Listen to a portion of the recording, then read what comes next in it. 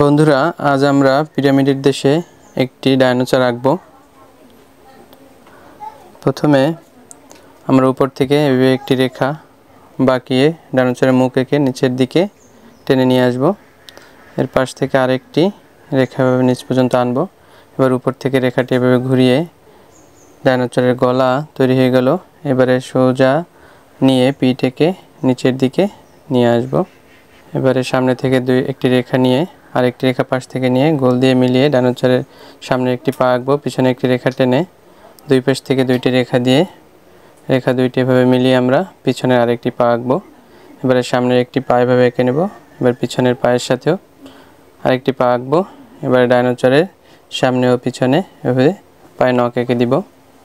এবারে পা থেকে লেজের সাথে মিলিয়ে দুইটি রেখা মিলিয়ে ডাইনোসরের লেজ আঁকবো। এবারে মাথায় এভাবে একটি বিন্দু দিয়ে একটি টান দিয়ে চোখ এবং মুখ আঁকবো।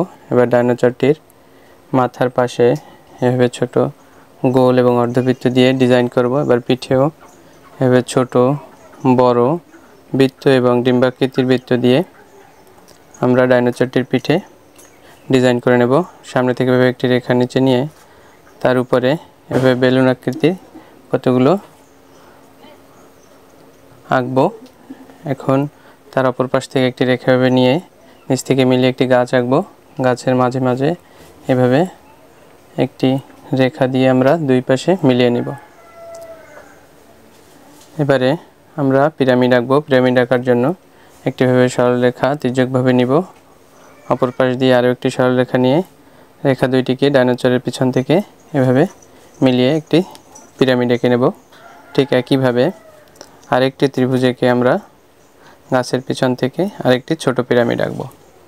এবারে আমরা এভাবে বাঁকা রেখা দিয়ে মিলিয়ে আমরা মেঘ এঁকে নেব। এবারে ডাইনোসরটি এবং এর দৃশ্যে রং করব।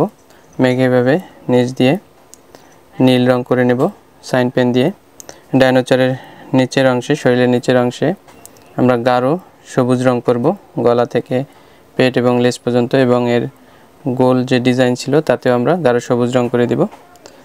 এবারে হাইলাইট পেন দিয়ে ডাইনোসরের পায়ে, পিঠে এবং গলায়, মাথায় আমরা সবুজ রং করব এবং গাছেও পাতায় আমরা সবুজ রং করে পিরামিডে আমরা গোলাপি রং করে দেব।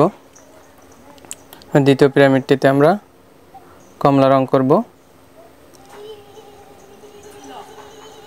এবারে গাছে আমরা মেরুন রং করে দেব, সাইন পেন দিয়ে মেরুন রং করব।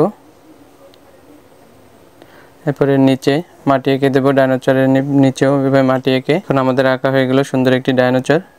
ভিডিওটি কেমন লাগলো তোমাদের জানাবে। ধন্যবাদ সবাইকে।